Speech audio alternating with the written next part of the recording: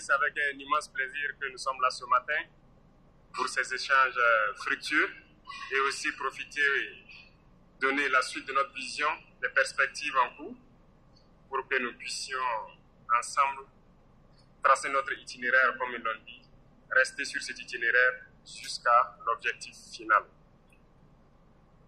Je souhaiterais d'abord, avant tout propos, rendre un hommage donc à toutes nos forces combattantes qui sont sur le terrain, qu'ils soient les forces armées nationales, les forces de sécurité intérieure, les BDP, les Kogolwego, toute personne qui œuvre pour que ces forces aient de renseignement et pouvoir progresser sur le terrain. Nous leur rendons hommage et c'est grâce à eux que nous pouvons aujourd'hui nous retrouver donc, dans certaines forêts pour planter des arbres médicinales comme on a lancé ce matin.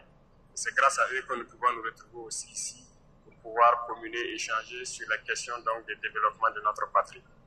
Nous avons choisi la région du Centre-Sud pour le lancement donc, de notre campagne de reforestation, mais surtout des bosquets à plantes médicinales.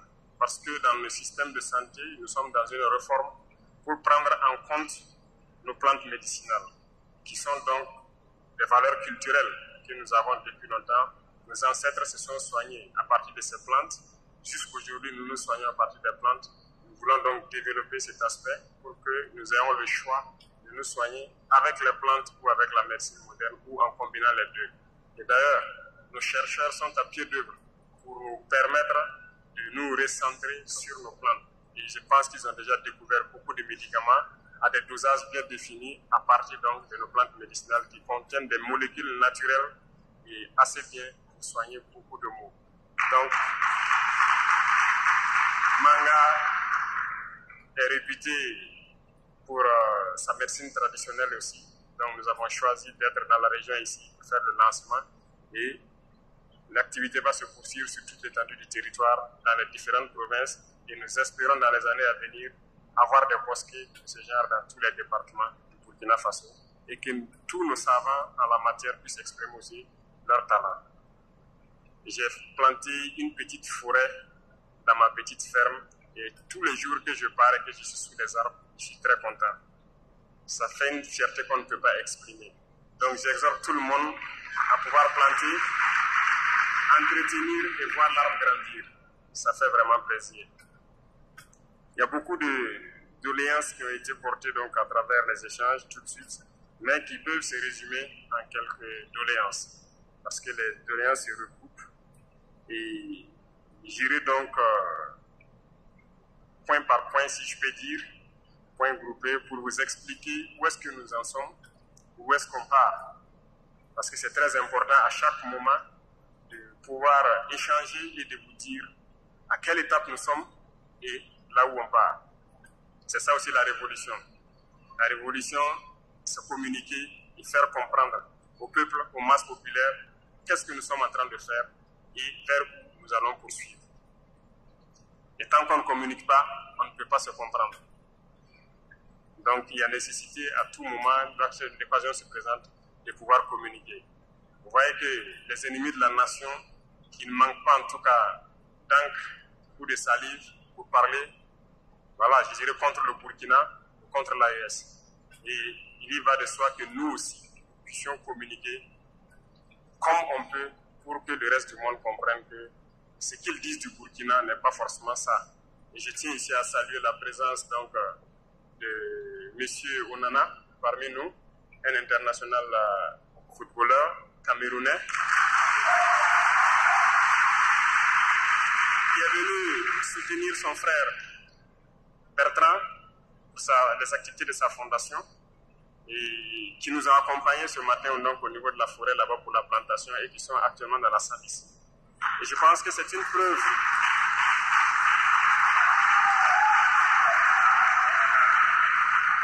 merci. Je pense que c'est une preuve palpable de ce que nous recherchons, notre combat, que l'Afrique s'unisse. Et je le disais, il n'y a pas de frontière entre le Cameroun et le Burkina. Nous sommes des Africains, c'est ça la priorité. Étant en Europe, ils sont africains. Étant en Afrique, ils sont africains. Et donc, il n'y a pas de raison que nous nous mettons des barrières entre nous. Et je souhaite que tous les Africains puissent s'unir comme l'exemple qu'ils sont en train de nous donner. Et aussi, deuxièmement, c'est un message qu'il est venu passer aussi. parce que c'est sûr qu'étant en Angleterre, c'est pas évident que tout le monde comprenne la situation du Burkina, avec les médias impérialistes qui propagent du tout. Ce matin, en tout cas, il a été dans la forêt avec nous, on a fait la plantation, on a fait la route ensemble et nous sommes là. Donc, je pense que de retour à Manchester, vous les ferez comprendre que Ouagadougou n'est pas à 100, le Burkina n'est pas appelé à 100 comme le Burkina. Nous connaissons la guerre, certes, mais nous poursuivons le combat et nous allons récupérer l'entièreté de notre territoire et le sécuriser. C'est ça l'objectif. Donc, merci encore à tous ces ambassadeurs-là qui font passer le message que le Burkina reste debout. Parlons de la question d'infrastructure, des infrastructures de transport. Et je le disais donc à certaines autorités tout de suite, c'est un problème crucial à tout le Burkina. Nous n'avons pas assez de routes. Nous avons très peu de routes et le peu de routes qu'il y a est en train de se dégrader. Donc c'est un constat que nous avons fait, les réseaux routiers souffrent beaucoup. Voilà pourquoi nous avons décidé de lancer l'initiative Faso Mebo, qui n'est qu'à son départ. Mais l'objectif, c'est de doter chaque région d'une brigade de construction de routes. Et les premières brigades sont arrivées, vous l'avez suivi. S'il plaît à Dieu, dans quelques jours, d'autres brigades seront là. Et nous voulons qu'avant la fin de l'année, chaque région ait sa brigade. Une fois que chaque région aura sa brigade, généralement le recrutement, donc la majorité de l'effectif va se recruter dans la région pour construire les routes de la région. Donc je vous invite à prendre cette initiative à bras le corps, à faire votre initiative.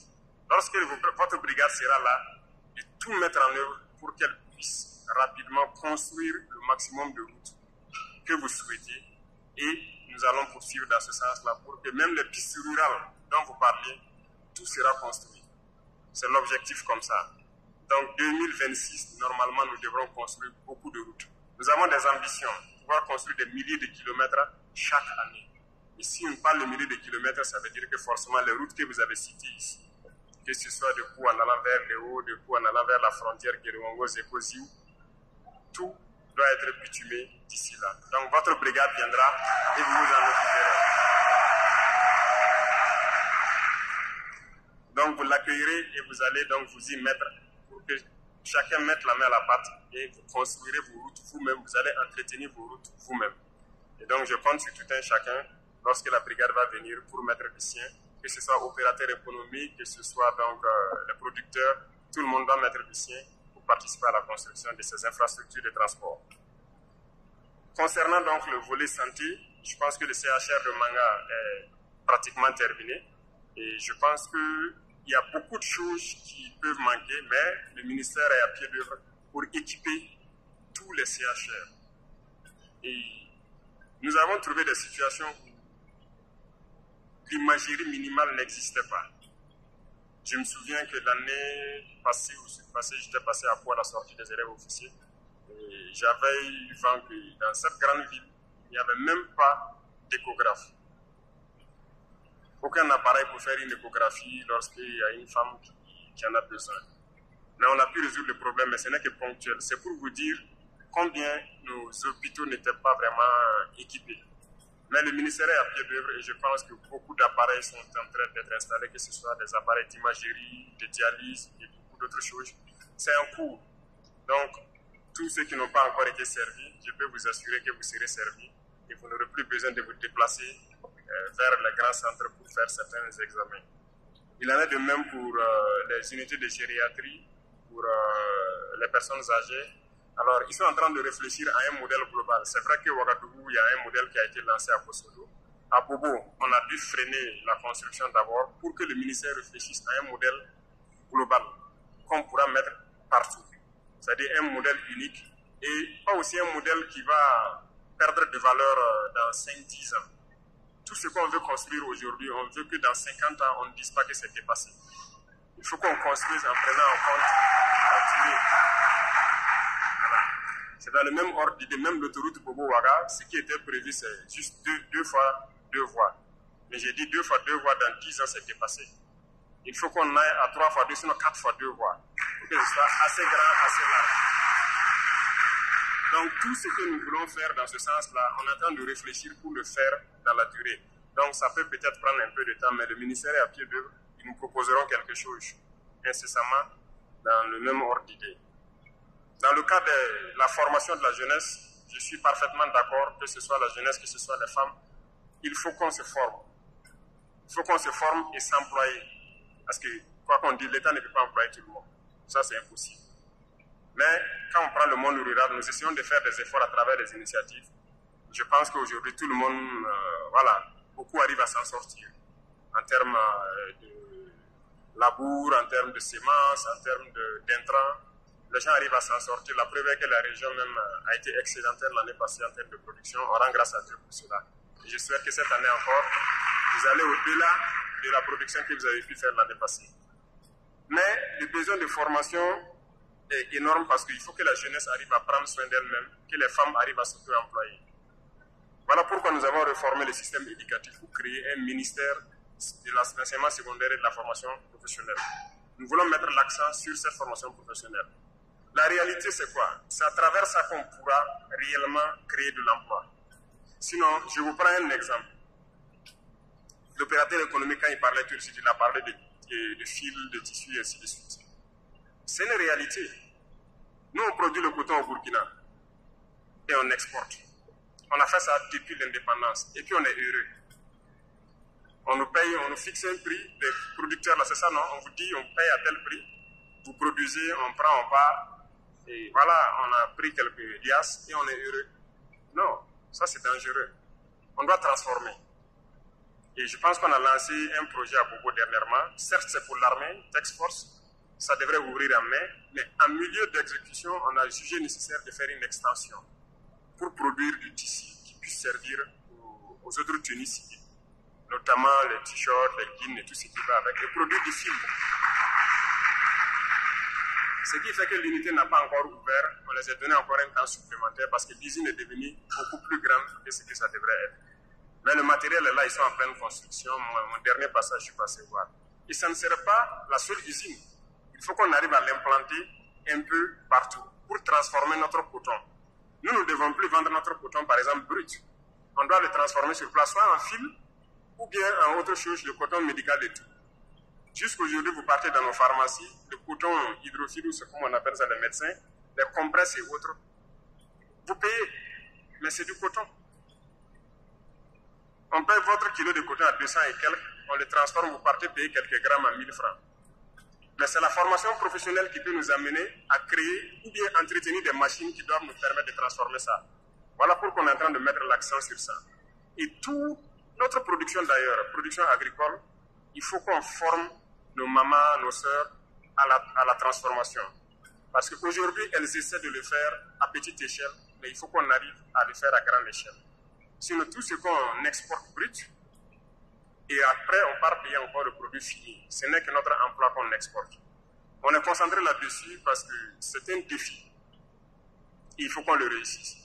Aujourd'hui, je viens de prendre des exemples concrets. Il dit, bon, je prends par exemple Madame le gouverneur, et quand vous rentrez le soir, vous avez un porte, peut-être quelque chose où vous accrochez votre tenue, c'est ça? Je parie que la plupart d'entre vous ont ça dans vos maisons.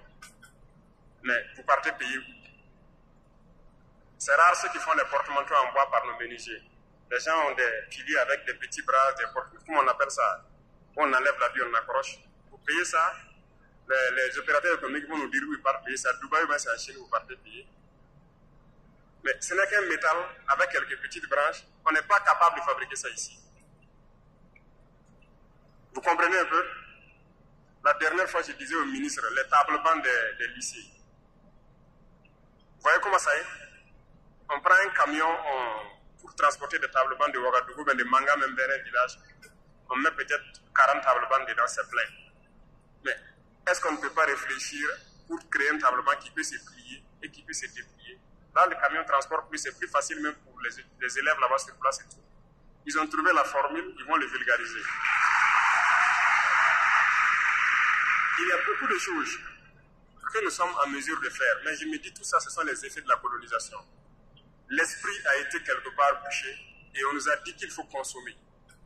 Pourtant non, il faut créer. Et il faut que vous croyez en vous. Si on ne croit pas en nous-mêmes, on ne peut pas y arriver. Et c'est ça l'objet de notre communication permanente. Il faut que la jeunesse croie en elle. Il faut que tout un chacun de nous croit en lui-même. Et c'est possible. Aujourd'hui, nous sommes en train de piocher quelques talents un peu partout, des inventeurs et tout. Nous attendons de mettre en place, comme je l'ai dit la dernière fois, un centre qui sera comme un incubateur pour que tu fais la formation professionnelle, c'est vrai, mais on va faire la pratique. Et on doit créer beaucoup de choses nous-mêmes sur place. Il n'y a pas de raison qu'on aille payer tout dehors. On achète tout à l'extérieur. C'est de l'emploi qu'on est en train de donner à l'extérieur. Vous êtes d'accord avec moi? Rentrez chez vous, vous regardez, il y a beaucoup d'ustensiles, beaucoup d'articles à la maison. Vous demandez mais pourquoi on ne peut pas fabriquer ici, pourquoi on doit les payer dehors? C'est la même chose au niveau de l'armée, où j'ai dit, bon, moi je ne commande plus de véhicules blindés. C'est terminé. On fabrique. Soit on réussit, ou bien on réussit. Voilà. Et c'est ça qui est en cours actuellement. C'est terminé. Ce qu'on a commandé, qui est venu, c'est ça. Ce qui est en route, c'est ça. Mais c'est terminé, on ne commande plus. On va fabriquer sur place. Il ne faut pas avoir peur d'échouer. On peut faire, ça ne va pas marcher, on va modifier, on va faire, mais on va réussir. C'est ça aussi. Donc, il faut qu'on ait confiance en nous. Toutes les unités industrielles qu'on paye dehors, là, vous êtes en mesure de le faire. Vous partez souvent payer des unités industrielles, vous vous rendez compte que c'est juste un tapis avec un moteur électrique qui fait rouler quelque chose, monter des petites cubes. On peut le faire, on a des soudeurs capables de le faire. Mais on n'a pas souvent confiance en nous, ou bien nous sommes des consommateurs. On ne peut pas payer tout à l'extérieur. Non. Donc, la formation professionnelle, nous sommes en train de mettre l'accent dessus, organiser. Vous voyez qu'il y a beaucoup de centres même qui étaient morts qu'on est en train de réveiller. Et il y a le centre à Bobo, qui était carrément fermé depuis plus de 5 ans, 10 ans, je ne sais plus. On est en train de tout rénover. On va installer des laboratoires, des salles pratiques pour que les gens puissent fabriquer. Sinon, à moindre chose, même vous roulez tous des motos ici. Des simples écrous et tout, on paye tout à l'extérieur. Donc, ça m'amène donc aux opérateurs économiques. Alors, ils ont souhaité qu'on ait une zone industrielle à Manga. C'est une très bonne idée. On va voir le ministère pour créer des zones industrielles dans toutes les régions. Parce que les industries ne vont pas se concentrer à Boumou ou Ouara. Non, non, non. On va mettre des industries un peu partout. Parce que là, rien n'est fait d'abord. Hein. Il y aura tellement d'industries. Il faut qu'on fabrique, on crée ici. Et je vous invite donc à vous unir aussi pour créer des unités. J'ai dit à beaucoup des gens qui partent commander les cure-dents, les lotus, les quoi, en Chine. Il dit, mais vous n'avez pas honte d'aller payer ça là-bas. Payez les machines, venez fabriquer ici. Mais ils sont en train de faire, ils ont presque fini. Et donc ceux qui partent payer les écrous, les pions, les trucs de moto là, comment on appelle, pièces détachées. Mais payez les machines, venez fabriquer ici. On en a, non? Il y a des techniciens qui sont en train d'être formés actuellement dans certains lycées techniques à manipuler ce genre de machines-là. Et donc, on doit pouvoir créer beaucoup de choses sur place. On ne peut pas continuer à aller payer à l'extérieur. Même le ministre de l'Agriculture, il n'est pas là. Je l'ai dit l'année passée, on a passé le marché d'un certain nombre d'articles de matériel agricole qu'on a remis. Mais j'ai dit 2026, quand on va remettre la quasi-totalité là, ça doit être fabriqué au Burkina. Et on est sur ça. Donc, lui, il travaille avec le ministre de l'Enseignement technique pour qu'il puisse sortir les jeunes talents des écoles et fabriquer. Donc, les centres de formation vont continuer à naître et on va continuer à former la jeunesse, à former nos mamans, nos sœurs, à la transformation, aux unités industrielles pour que notre pays puisse être industrialisé et qu'on transforme tout sur place. Et je dis industrialisé, je n'ai pas dit robotisé. Parce que je suis aussi contre la robotisation industrielle où peut-être 1000 personnes doivent travailler. On se retrouve à mettre sur l'intelligence artificielle, tout est mécanisé. Finalement, c'est 2 personnes qui travaillent, c'est les machines qui font le reste. Ça aussi, je suis contre ça. Donc, on va faire en sorte que nous soyons au beau milieu où la jeunesse est employée et la richesse est bien redistribuée un peu partout. Donc, nous sommes sur ce chemin. Donc, les questions de centres de formation, je pense qu'on a bien pris ça en compte. Les barrages, comme vous l'avez dit, c'est pour accompagner l'agriculture. On est très bien conscients. Vous avez vu les barrages qu'on a commencé à curer un peu partout. Si vous voyez les dates, on va vous dire que ça a été construit en 1950, en 1960, en 1900 combien? Ah, c'est grave. Même le barrage à Pau, on m'a donné l'histoire du barrage à Pau. Le barrage vaut presque 100 ans. Mais c'est terrible. tout est bouché actuellement. Qu'est-ce qu'on fait? Un peu partout c'est bouché. Voilà pourquoi on a réveillé l'ONBA. On a créé l'ONBA et réveillé, et on est en train d'équiper actuellement la Sonaterre pour pouvoir curer tous ces barrages qui existent, refaire les digues et creuser de nouveaux barrages.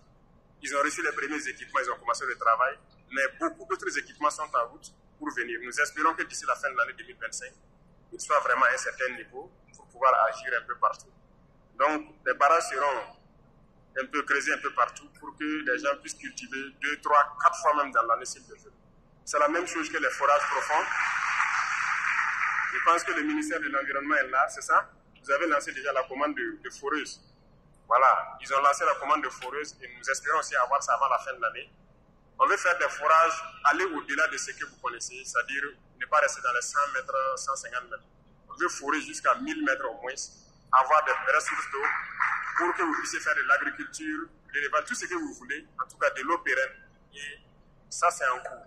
Actuellement, des forages sont en cours, mais on a dû faire venir des entreprises d'ailleurs pour le faire. Mais nous voulons payer nos forages et le faire nous-mêmes ici au Burkina, et c'est en cours aussi. Pour la question donc, des personnes âgées en ce qui concerne certaines doléances, je vais transmettre au ministère donc, de l'Action humanitaire. Ils verront tout ce qu'ils pourront faire. C'est la même chose pour les cas des personnes handicapées. Alors, cette fameuse loi, je vais voir. C'est vrai, même les textes d'application, si on prend, il faut aussi qu'on voit comment mettre en pratique. Parce que ce n'est pas juste le texte, c'est la pratique même. Si la question revient de plus en plus, et vous avez soulevé que Manga est l'une des zones les plus... au dernier recensement de 2019, où il y a le plus de personnes vivant avec un handicap, on verra. Au retour, je vais essayer de voir les textes et donner des instructions donc, au ministère concerné là, pour qu'il voit la question des droits des personnes vivant avec un handicap. Pour le moment, donc, il n'y a pas de problème. Je pense que la valorisation et l'encouragement à la consommation de nos produits locaux, c'est ce qui est là. Et parlant dans le sens de l'industrialisation, nous avons déjà pris un décret qui oblige, quand il y a une unité qui fabrique quelque chose, c'est obligé, ceux qui importent là, ils payent d'abord là-bas, c'est quand c'est fini qu'ils vont importer. Donc, nous allons consommer ce que nous produisons. Donc, il n'y a même pas à s'en faire pour ça, il faut se lancer.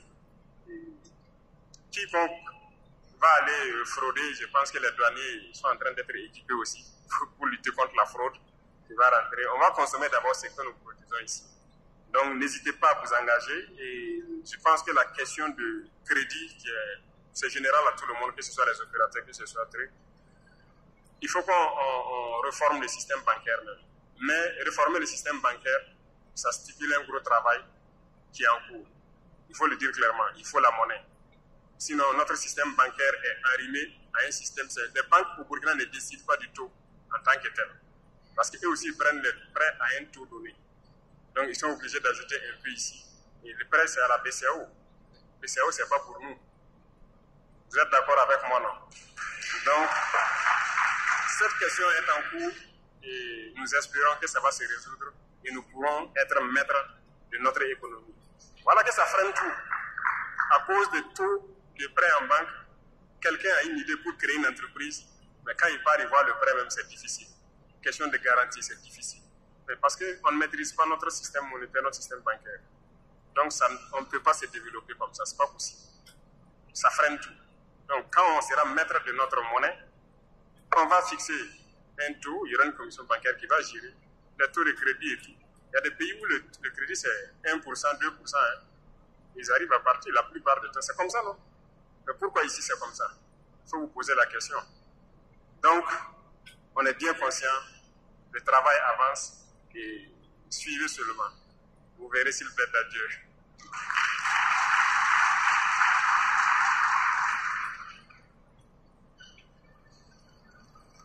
Pour le cas de la dette intérieure, je pense qu'il y a des efforts qui sont en train d'être faits au monde économique.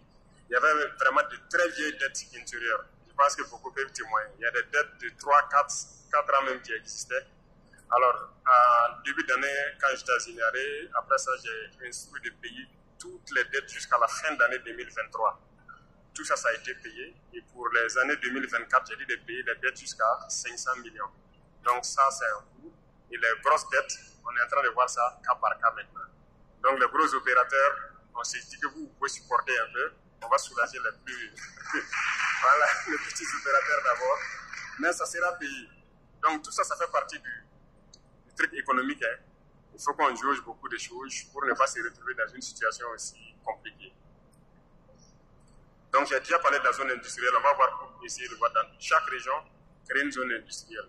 Et ce que je vous demande, c'est vraiment de vous unir. Il y a des possibilités que plusieurs opérateurs s'unissent, créent une entreprise chacun avec ses parts et ça permet aux jeunes de s'employer. Je vous encourage à vous unir et à créer des unités industrielles. L'État va vous accompagner autant qu'on peut. Et les zones industrielles, je prends l'engagement, on va créer ça dans chaque région parce que chaque région a sa spécificité qu'on peut exploiter. Et on n'a pas besoin de venir forcément à Ouagadougou ou à Bogo pour créer. Donc j'ai pris ça, j'ai pris note et ça va avec la question d'énergie. Donc souvent aussi c'est parce que c'est à Bogo et à Ouagadougou qu'il y a de l'énergie. Dans les régions il n'y a pas d'énergie. On est là-dessus. On est dans un projet de créer beaucoup de centrales pour même rendre certaines villes autonomes. Et le truc, ça prend souvent un peu de temps de payer les groupes électrogènes et de les faire venir. Le projet d'électricité, ça peut souvent atteindre 2 ans, sinon même plus. Mais on est là-dessus. Une fois que l'électricité est résolue, vous pouvez installer tout type de machines ici et ça va marcher. Donc, on va marcher ensemble pour développer et permettre aux jeunes de pouvoir travailler dans vos unités industrielles également.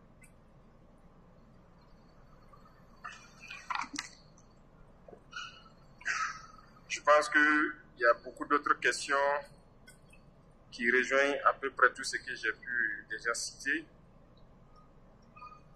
L'accès au financement.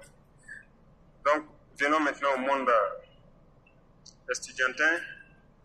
Alors, donc, comme il l'a souligné, nous avons déjà commencé à travers l'initiative, nous avons lancé un projet déjà qui a commencé, ils ont commencé à construire un amphi au moins ici avec des bâtiments administratifs.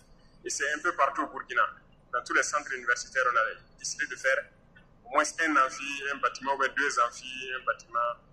Un peu partout, les constructions ont commencé. Mais on sait que ce n'est pas suffisant, mais on part au rythme où on peut. Donc, soyez indulgents et patients.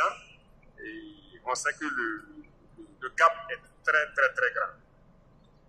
Entre le nombre d'étudiants et l'infrastructure qui existe un peu partout au Burkina, c'est très déphasé. Mais nous sommes en train de travailler à remettre à niveau, que ce soit les salles de cours, que ce soit les laboratoires, on va tout remettre à niveau. Donc, il faut s'y mettre et nous donner juste un peu de temps pour qu'on puisse aller de façon très sereine. Donc, je peux vous prendre l'engagement, que ce soit même vos services sociaux, c'est-à-dire les restaurants universitaires, comment on appelle ça, les logements et tout ça. On est bien conscient, mais ça a commencé dans certaines régions et ça va venir aussi petit à petit dans toutes les régions. Parce que là, il faut qu'on s'y mette nous-mêmes. Les besoins d'eau potable, bon, il y a beaucoup de filières qui font l'eau potable. L'initiative qui construit, creuse des forages. Le ministère de l'Environnement aussi est en train de creuser beaucoup de forages. Il y a beaucoup de projets, mais même des projets d'infrastructure où il y aura des forages dans des lycées, et collèges et même des écoles primaires. Donc, on veut résoudre aussi la question d'eau potable dans toutes nos écoles parce qu'on a instruit de mettre en place, d'initier les enfants à l'agriculture. Et qui dit initier à l'agriculture, il faut forcément de l'eau potable. Donc, on a déjà réalisé dans beaucoup d'écoles qui ont déjà commencé à produire. Souvent, le ministre m'envoie des images de certaines écoles où vraiment les enfants apprennent à produire. Et c'est très bien. Donc, avec ça, l'eau potable, on est en train de creuser un peu partout dans toutes les écoles.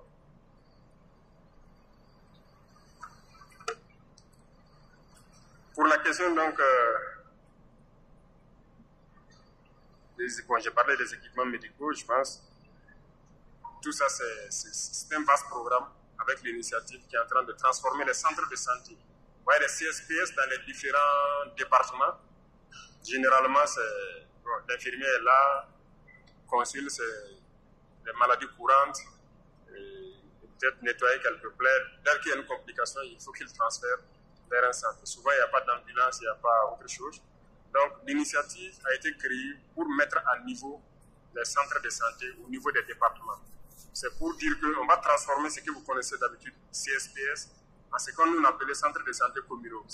Parce qu'on veut mettre un minimum à l'intérieur. Il faut que dans ce centre de santé, il ne faut pas qu'on évacue quelqu'un pour une question d'opérer une appendicite ou quelque chose. Non. On doit pouvoir faire de la chirurgie sur place. On doit pouvoir faire de l'imagerie, c'est-à-dire les radios, les échographies, on doit pouvoir faire des examens de sang, on doit pouvoir transfuser le sang. Donc il y a un certain nombre de critères qu'on a mis en place pour qu'au niveau du département, là, on puisse faire ça. Et qu'on n'ait plus besoin de transporter quelqu'un vers un autre centre de santé pour aller faire une radio ou une autre imagerie. Donc, à terme, dans chaque département, on aura ce centre de santé-là. Et cette année, 25 ont été lancés, les constructions ont commencé. Et 2026, on va encore lancer un certain nombre. Donc, c'est progressif. Et chaque village verra donc son centre de santé se transformer et ils n'auront plus besoin de se déplacer vers la province ou la région pour certaines choses. Et je pense qu'il y a beaucoup d'autres projets au sein des initiatives là que vous devez donc chercher à connaître. Le gouverneur a été formé la semaine passée ou c'est cette semaine pour les donner l'information sur les initiatives. Et je pense qu'à leur tour, ils doivent aussi donner l'information aux commissaires et préfets pour qu'ils donnent l'information à la population pour que vous compreniez qu'est-ce que nos initiatives contiennent. Quand on parle d'initiatives pour l'éducation, qu'est-ce qu'on va faire? Tout de suite, je parlais qu'on est en train de construire des écoles. Peut-être que beaucoup ne sont même pas au courant. Voilà que l'étudiante a dit qu'on est en train de construire un amphi à Manga et ainsi de suite. Un peu partout, on est en train de construire, renforcer les infrastructures des écoles. Quand on parle d'initiatives de santé, peut-être que beaucoup ne sont pas au courant. Mais il y a beaucoup de zones, les 25 où ça a commencé déjà, ça veut dire que dans peu de temps, avant la fin de l'année, leurs centres de santé seront transformés. Et ils auront leurs médecins et tout ce qu'il faut avec pour pouvoir travailler sereinement.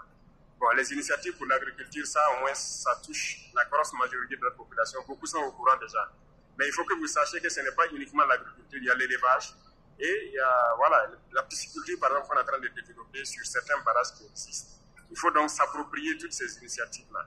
Il y a Faso Merbo, comme je l'ai dit, qui est lancé, qui concerne la construction des routes, mais aussi l'embellissement de nos villes. Certes, vous voyez à la télé aujourd'hui où on fait des pavés et tout, mais l'objectif principal, c'est de désenclaver, construire des routes. Et chaque région aura donc sa brigade. Donc, je vous exhorte à pouvoir faire la communication pour que la population comprenne que contient chacune de nos initiatives, quel est l'objectif et qu'est-ce qu'on doit réaliser à terme pour chacun. Et là, ça permettra aux gens donc de pouvoir s'inviter, participer activement et entretenir tout ce qui sera fait dans le cadre donc des différentes initiatives. Et tout cela, ça se fait dans un esprit donc de discipline forcément, d'unité et de révolution. Voilà. La discipline, c'est très important parce que la manipulation est de taille et il faut que lorsque quelqu'un apprend une nouvelle ou une information qu'il n'est pas bien imprégné, qu'il sache raison garder, ne pas divulguer de fausses informations pour décourager ou intoxiquer la population. Parce que ça, vous faites le jeu de l'ennemi. Et donc la discipline sur les réseaux sociaux, la discipline dans la vie courante, le respect des règles, voilà, en général. De toute façon, la semaine prochaine, un texte va sortir. Il y a une brigade qui sera créée pour la question de discipline.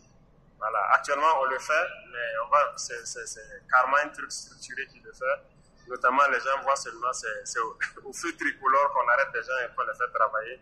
Ce n'est pas uniquement les feux tricolores, c'est la discipline en général qu'on va essayer d'encadrer à travers donc cette brigade-là.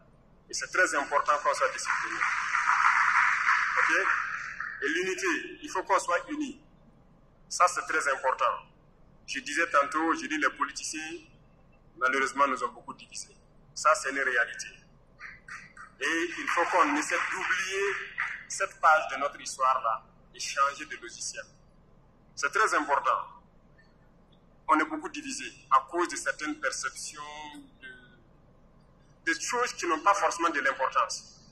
Quand je prends par exemple, on a été dans des endroits, certains m'ont dit, bon, il y a des départements, ils disent non, ils veulent devenir une province. Les provinces veulent devenir une région. Est-ce que vous savez au fond le pourquoi? Si on vous demande pourquoi vous voulez devenir une province, un département, pourquoi vous voulez devenir une province? Tout ça, ce sont les politiciens qui ont amené cette question-là ici. On doit traiter tout le monde au même pied d'égalité. Ce n'est pas parce que vous êtes dans le gouvernement que vous devez avoir des avantages particuliers dans votre zone. Et ça amène les gens à croire que c'est parce que vous êtes une province ou une région qu'il y a des avantages. Non. tout le monde doit être traité au même pied d'égalité. Donc il faut qu'on oublie ces choses-là. Si vous êtes un département, dès que vous voulez devenir province, ok, on va vous créer un haut commissariat, vous envoyez un haut commissaire, et puis quoi? Je ne sais pas, il y aura quoi qui va suivre? C'est ça une promesse, non? Ça ne donne pas droit à autre chose. Mais c'est parce que dans le temps, les gens, ils sont fortement liés, voilà, au régime. Et ils font peut-être quelques petits trucs qui arrivent dans leur zone. Et puis bon, on s'est dit, non, c'est parce qu'ils sont devenus une province qu'il y a ces avantages. Non, non, non, c'est pas vrai. Voilà pourquoi on a créé ces initiatives-là. Tout le monde sera mis au même pied d'égalité. Les infrastructures seront construites partout. Les questions de développement, ça va intéresser tout le monde. Les initiatives, là, est-ce qu'on dit que c'est telle région, telle région, telle région? Non, on les fait partout. Quand on dit de payer du matériel agricole pour labourer les champs, partout où on peut labourer un champ, on laboure. Il n'y a pas une zone où on parle labourer, on demande de l'argent, et puis une zone où on dit de labourer gratuitement. Est-ce que ça existe? Ça n'existe pas. Donc, on veut traiter tout le monde au même pied d'égalité. Nous allons redécouper, mais en tenant compte de la situation sécuritaire, mais de la défense future. Voilà, parce que le terrorisme va finir. On a appris des leçons du terrorisme. Il faut qu'on organise notre territoire pour le défendre, pour que plus jamais quelqu'un ne vienne perturber notre quiétude. Donc, quand nous allons sortir cette redéfinition donc, de l'espace-là, on veut que les gens s'approprient ça. Ce n'est pas une question politique, c'est purement sécuritaire et c'est que les gens s'approprient. Et c'est dans le but d'organiser notre défense pour que les gens ne puissent plus jamais venir perturber notre quiétude lorsqu'on va finir cette question de terrorisme-là. Donc, il faut rester unis. Il faut bannir certaines anciennes idées reçues, voilà, qui nous ont beaucoup divisés, qui ne nous avancent pas du tout. Ça ne nous avance en rien. Tout ce qu'on pourra faire pour chaque zone, on le fera. Tout de suite, cette idée de zone industrielle dans chaque région, moi je suis parfaitement d'accord. Il faut qu'il y ait une zone industrielle dans chaque région, que les enfants de la région se soient donc employés dans ces différentes industries qui seront créées là. Mais avant c'était concentré seulement Ouagadougou. Mais je peux me dire que c'est la question de l'électricité. Mais il y a aussi d'autres considérations. Voilà, donc il faut qu'on arrive à oublier le passé politique là. Je ne sais pas comment vous expliquer ça, mais vous êtes au courant, vous connaissez de quoi je parle. Il faut surpasser ça. Il faut s'unir et pouvoir construire tous autant que vous êtes. Chacun peut apporter quelque chose. Et d'ailleurs, lorsque les 4 prochaines brigades vont venir, ça sera 6 régions, on va lancer une initiative pour que chacun contribue dans sa région pour construire les infrastructures de sa région.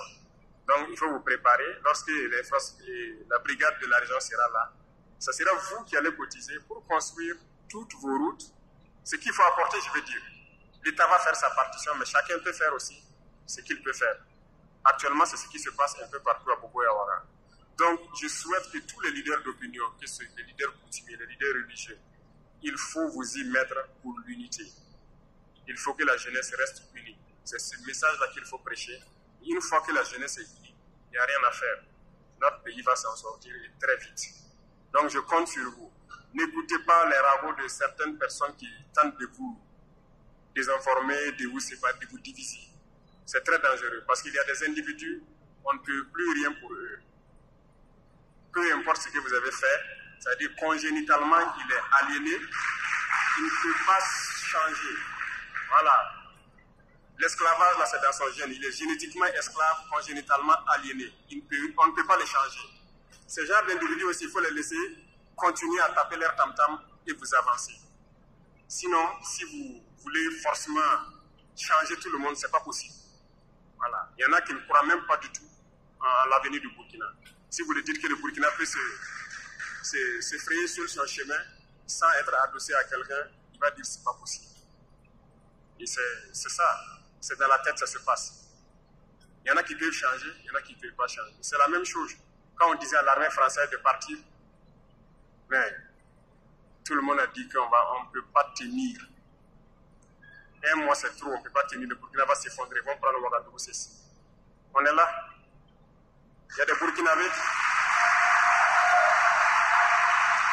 Et donc, soyez rassurés, je viens donc terminer sur les paroles donc, de la veille citoyenne. Soyez rassurés, tant qu'on voudra de vous, on viendra vous chercher. Donc soyez prêts. Mais je peux vous rassurer que le combat se poursuit et nous le poursuivons très bien.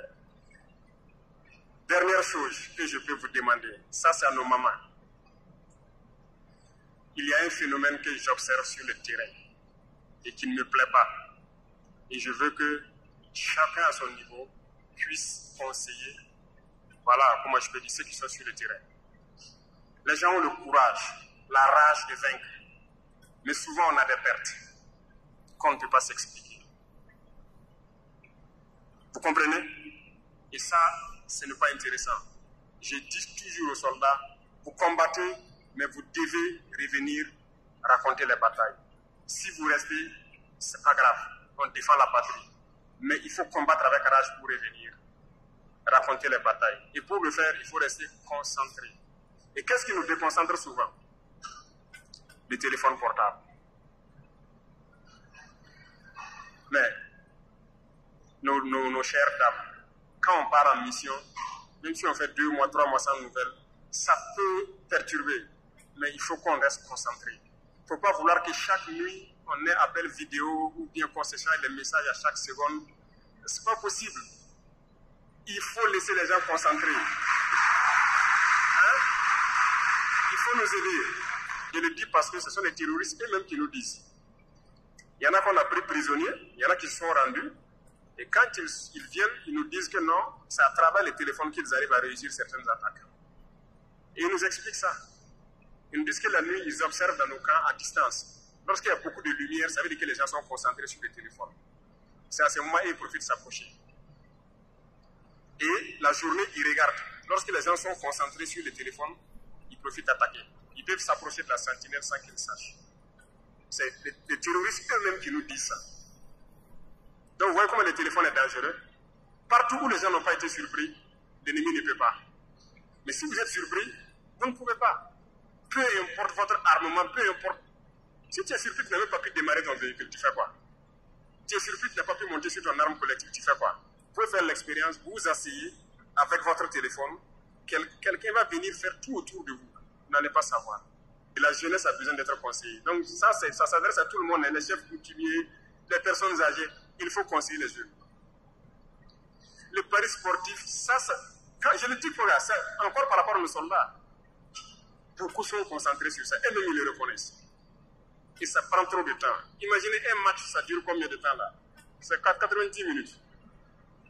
Ils sont concentrés sur ça. Et c'est dangereux. Vous savez qu'il y a des soldats qui se suicident à cause de ça? Il a parié, il a tout perdu, et puis il prend son arme et s'écoute. Ah non. Chacun n'a qu'à réfléchir qu'est-ce qu'il peut faire pour sensibiliser, pour empêcher les gens de faire certaines choses. Si vous avez un ami sur le terrain qui passe le temps à vous faire appel vidéo ou quoi, il faut éviter. Dites-lui de se concentrer. C'est comme ça que vous allez sauver sa vie. Je compte sur tout un chacun pour pouvoir passer le message, sensibiliser et agir pour que le téléphone puisse nous permettre d'avancer plus vite.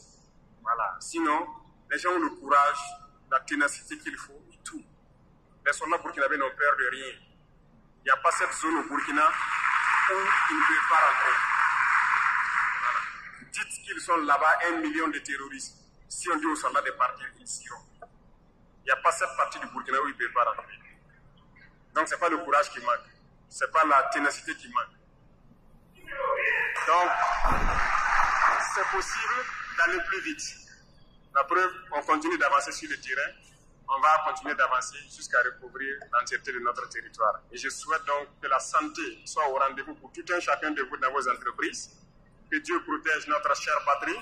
Que Dieu protège et accompagne nos forces de défense et de sécurité qui se battent sur le front. Et qu'ils reviennent nous raconter les batailles et les victoires qu'ils ont engrangées.